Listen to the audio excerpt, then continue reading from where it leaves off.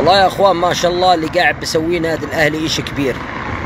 يعني تخيلوا نادي بهبط على يلو، بيطلع للدوري الممتاز وبينافس على الدوري وباخذ النخبة الآسيوية وبينافس على الدوري السنة الثانية على التوالي وبوصل لنصف النهائي في كأس الملك. اشي كبير اللي قاعد بسويه الاهلي.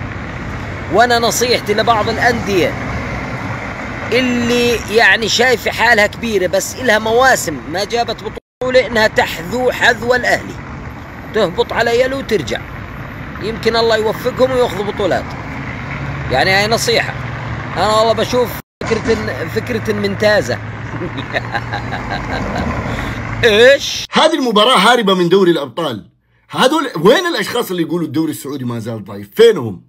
يعني المباراة 3-3 واتلغت فيها 3 أهداف لصالح النادي الاهلي، يعني الاهلي سجل 3 واتلغى عليه 3، يعني 9 أهداف في مباراة واحدة، والبلنتيات وصلت ل5-4، يعني من 10 بلنتيات ضاعت واحدة بس. اقسم بالله قمة مجنونة، وفيها كل الاحداث، اصابات، مضاربات، مدري ايش، كل شيء. حتى الريمونتادا القادسية كان متقدم 3-1، الاهلي سوى كمباك. بالنسبة لي من جهة الاهلي هذا رجل المباراة، رجل المباراة بلا جدال. يعني اقسم بالله في ظل وجود او في ظل سوء كل اللاعبين هجوميا اتكلم، كان هذا الوحيد اللي صاحي، والوحيد اللي يحاول ويعدي ويروح تلاقيه في اليمين في اليسار في كل مكان، يبغى يسجل ويبغى يلعب ويبغى يبني. اقسم بالله شكرا. برازيلي واسمر برا الصنبا، هذا هو. انا ما ادري ايش اقول، انا ما ادري ايش اقول يا والله العظيم ما ادري ايش اقول، اقسم بالله ما تعشيت، اقسم بالله ما ادري ايش اقول. انا دائما اراهن على هذا الفريق المقروض، احاول اني اخليه فريق كبير، طلع ما عنده لا فريق كبير ولا عنده شخصيه كبيره. يا رجل انت بتقدم 3-1 الشوط الاول، ولاعبك هذاك الافريقي قاعد يضيع انفرادات. الشوط الثاني تنهارون بس طلع عتافيو، انت انهارتوا، دخل اللعيبه المحليين انهارتم. ايش فيكم انتم؟ ايش فيكم انتم؟ ايش فيكم؟ المتى قاعد الاهلي يعنف فيكم؟ المتى قاعد الاهلي يكفخ فيكم؟ طردكم من السوبر، طردكم من كاس الملك، وفي الدوري جلدكم. ما تحسون انتم؟ ما تحسون؟ انا ما ادري، انا شكلي مسحور في فريقكم ذا، انا مسحور شكلي، ولا انا ما عندي سالفه مني وانا راهن عليكم. لعيبه ما يقدرون يركضون ولا يقدرون يمسكوا الكره، اللعيبه المحليين عندكم ما ادري كيف هم صار اللعيبه، اغلبيتهم 95% من اللعيبه المحليين في القاسي كوارث ما كانوا يميلوا. انت يا عبد الله السالم انفراده انت والمره ما فاضي، ما اعرف سجلتها بلنتي ما انت قادر تسجله، تشوت اللي تثبيته، احد يشوت كره كذا. ايش الفريق؟ ايش في الفريق الشوط الثاني ولا هجمه واحده؟ ليش ما تضرب ولا هجمه؟ ايش المدرب اللي ما عنده تغييرات؟ محمد ابو شامات، انت محمد ابو شامات هذا نكبه، قدم مباراه اسوأ مباراه في تاريخ كره القدم كظهير ايمن. يا ولد تسبب في 3، تسبب في البلنتي، تسبب في الهدف الثاني، تسبب في الهدف الثالث، والمدرب قاعد يتفرج وكل الفرص من جهته. طلع للاعب هذا، مو في جو المباراه، مو في تركيزه، مقدم مباراه كارثيه، طلعه. كيف هذا صار ظهير في هذه المباراه؟ كيف يلعب اصلا؟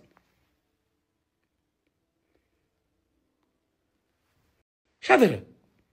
حتى اللعيبه الشوط الثاني يدخلوا اللعيب المحلي ما قادر يمسك الكوره تحت الضغط، ولا قادر يجيب الكوره، ولا قادر حد يصنع الفارق. الاجانب اللي شايلينكم لعيبه القادسيه، الاجانب اللي شايلينكم. لما تغير المدرب الاجانب وبقي الاعتماد على اللعيبه المحليين ما قدرت تعدون نص الملعب، طلع شكلكم يفشل. كسياس حارسكم انقذكم في الاشواط الاضافيه من 5 و6 و7. مدرب عنده رده فعل منتهي. اداره القادسيه والله لن يصبح فريقكم كبير الا انكم تجيبون لعيبه صاحين، لعيبه عندها جرينتا، عندها شغف، عندها لياقه، عندها قوه بدنيه، عندهم الفارق، عندهم الموهبه. مبروك مبروك والف مبروك لجمهور الاهلي، بصراحه قدم مباراه للتاريخ من 3-1 3-3، يؤكد لك ان الاهلي هذه رغبه وشخصيه فريق بطل. بصراحه نتكلم مبروك لجمهور الاهلي، وطبعا مو جديده العوده هذه، صارت قدام الهلال قبل شهر او شهرين تقريبا من 3-0 ل 3-3. الف مبروك من جديد وتستاهلون.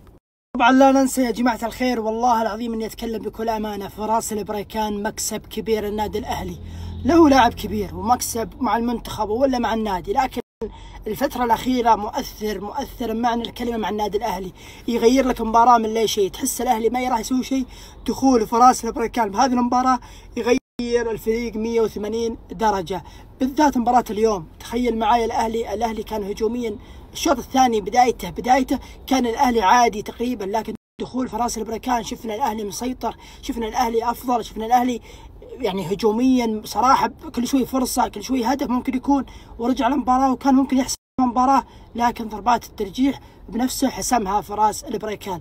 مبروك النادي الأهلي، هذا اللاعب الكبير بصراحة، وحط بصمته واضحة في كل مباراة، وبإذن الله أنه مكسب حتى للمنتخب السعودي خلال الفترة الجاية بكأس العرب ولا آسيا ولا كأس العالم. كل التوفيق. جماعة الخير، دوبي خلصت مونتاج، برفع المقطع إن شاء الله وتشوفوا. مبروك للأهلي، فوز مستحق. شوط أول الأهلي ما كان يستحق شيء، شوط ثاني إلى نهاية المباراة وإلى البلنتيات الأهلي يستحق الفوز. مبروك لأصدقائي والمتابعين الأهلاويين، فوز مستحق وتأهل مستحق للأهلي، والله مبروكين.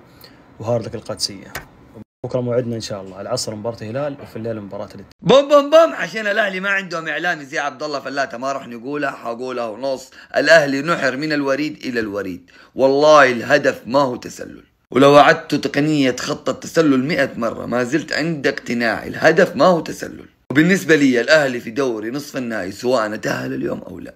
نتكلم كوره. شكرا لمدرب الاهلي ومدرب القادسيه، اليوم ملحمة كروية، أقسم بالله استمتعت لأول مرة في مباراة الهلال مو طرف فيها. واضح يا اللي يتابع فيديوهاتي وعارف إني كنت حقلب عليه، قلبه عمره ما شافه، وجمهور الأهلي حبايبي وما راح يزعلوني كانوا. وصلح غلطته وشال أحد الأجنحة الثلاثة اللي كان منزلهم الشوط الأول بأغبى قرار شفته في حياتي. جمهور الأهلي مدين باعتذار لفرانكيسي، أكثر لاعب كان الأهلي محتاج هدف يطلع دائما فرانكيسي ويسجله، أكثر لاعب يقدم لفريقه أكثر من المطلوب منه، ليس دوره التسجيل، ومع ذلك دائما لما الأهلي يكون محتاج هدف يلاقي كيسيه هو اللي بيسجله. صح سافيتش أفضل منه فنيا ومهاريا، ولكن كقيمة داخل الملعب أقسم بالله لا يقل عن سافيتش ولا قد كده. وأخر عمور خلينا نتشكرهم يا أخي، شكرا للقادسية، شكرا للأهلي على هالمباراة الكبيرة. تتمنى مرات أن الأهلي دائما يتأخر بالنتيجة، إذا بترجعون هالحدة والشراسة والضغط العالي وتلعب 900 عرضية حلو. احلى مباراتين وزيادة نص ملعب، احلى مباراتين لعبهم الاهلي بداية الموسم، يعني اقصد كسيناريو. الشوط الثاني الهلال، الشوط الثاني القادسية، الشوط الثاني القادسية صح. وعلى فكرة حتى بآسيا رجع المساف من 2-0 3-2 أو 4-2. فالأهلي هالموسم ذكروني كم مرة رجع بالنتيجة، يعني قدم ملاحم للأمانة.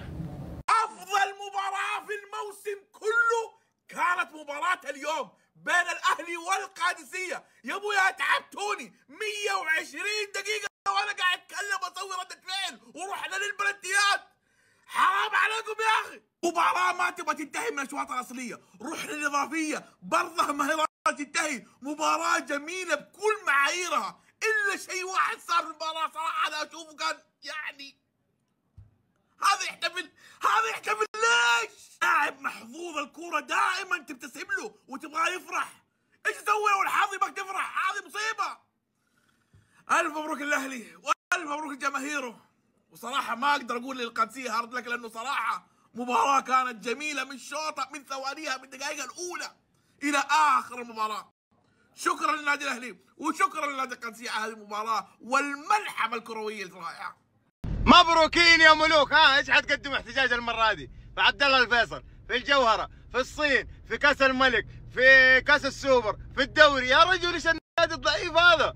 يا ابوي شيلوه، جيبوا لنا نادي ثاني من الدمام ولا الشرقيه هناك، جيبوا لنا نادي ثاني والله ضعيف. شكرا لماتياس وشكرا للاعبين. صح انه في الشوط الاول كانوا يتمنغلوا شويه، ولكن الحمد لله في الشوط الثاني عدلوا اغلاطهم وعدلوا وحسنوا من كل حاجه. ولكن الشكر الخاص للجمهور اللي حضر اليوم، والله تفاعل واشياء ما شفتها من النخبه ما شفتها.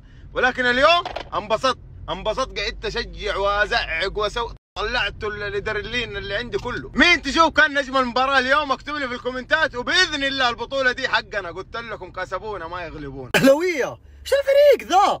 فريقكم ذا ما يستسلم لين اخر المباراه، يبون يسجلون بعد. قلنا بس حنا القادسيه جاب 3 خلاص حسمت لا، يرجع الاهلي يا واد، سجل الثاني الثالث والرابع والخامس تسلل، لا مش حتحسبها، حفوز بالبلنتيات. والله اقوياء هذولي. مبروكين الاهلاويه، تستاهلون الفوز باذن الله. ان انتم جنيتوا على انفسكم، لان احنا نبيكم اصلا، يعني انت تاهلت وحنا ان شاء الله بكره نتاهل، والقرعه تخلينا نتواجه. عندنا بس اخذ مو بثار، ما بيننا ثارات، اخذ محت ما هو بثار. هاتك الجماهير ومنسوبين نادي القادسيه معوضين خير ان شاء الله. والاهلي في مباراه القادسيه اثبت للجميع انه فريق بيقاتل معك في المباراه للنفس الاخير. فالواحد اذا سجل اهداف على الاهلي يا انه يزيد يا انه يقفل كويس، ولا طب يرجعون.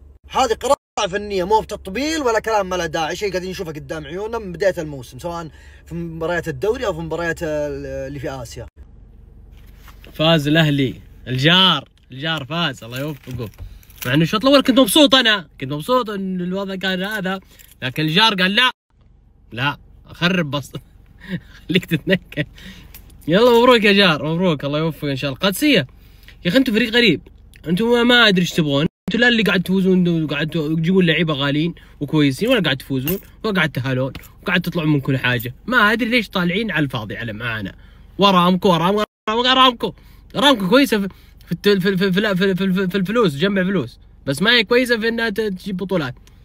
حلوه الكلمه ذي لا بتوديني في داهيه. مبروك، هاي تستاهلون يا حق البلنتيات اللي ما تفوزون الا بلنتيات. لا والله مبروك، يستاهلون امانه. من 3-1 3-3 وفوز بلنتيات، امانه فريق يحترم، فريق كبير، فريق. تعال بعد فوز على الشباب وقابلني، تعال خايف منك، تعال يلا. ماتياس يا إسلا حيذهب الى الفراش اليوم، حينام مرتاح. تعرفون ليش؟ لانه معاه فراس البريكان في الملعب ابدا ما هو خاين، ما يخونك، ما يتوقف عن الركض، يركض الى الموت، يحفز. انت كلاعب تستحي يوم تشوف هذا يركض هنا ويركض هنا وانت ما تجري. هذا فراس ينقل الدافع هذا بطريقه سحريه الى اللعيبه. هذا هو فراس البريكان ما هو خاين رياضيا ابدا، والله مو خاين. فراس يركض. خورخي فالدانو يقول سيميوني لا يملك خونة رياضيا، يركضون الى الموت.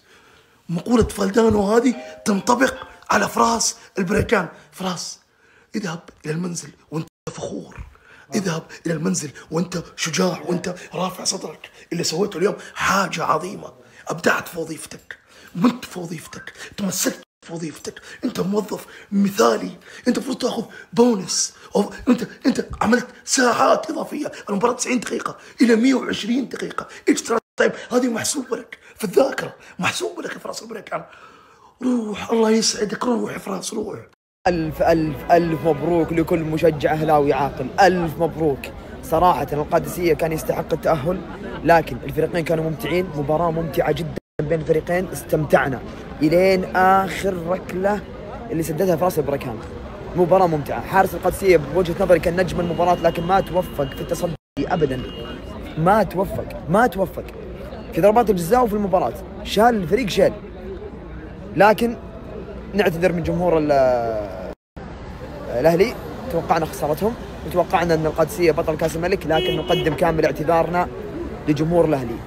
وألف مبروك، ألف مباركة خاصة للوالدة. مبروك وعقبال اللقب. مبروك والله كانت بتهج، والله كانت بتهج، بس مبروك التأهل، مبروك قلعة الكؤوس. كانت بتكون عبر الزمان سنبكي معا، بس لا والله الحمد لله مضوا. القادسية أنا بديت أرحمه، والله بديت أرحم. السنة هذه طق الأهلي بكل ما أوتي من قوة. القادسية عندكم فلوس، مدرب ذا متمسكين فيه ليه؟ مدرب سيء، في كل مباراة يلعب تشكيلة ما يعرف، ما يدري ايش يبي.